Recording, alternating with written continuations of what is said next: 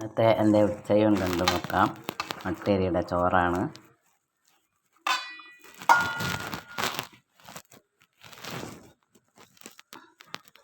എടുത്തിട്ടുള്ളത് നെല്ലിക്ക ചമ്മന്തി, ഇനി വാഴക്കൂമ്പ് തോരനാണ് എടുത്തിട്ടുള്ളത്.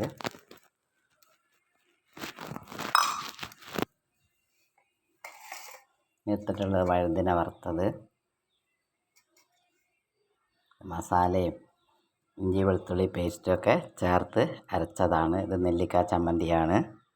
പിന്നെ എടുത്തിട്ടുള്ളത് മാങ്ങാക്കറിയാണ്.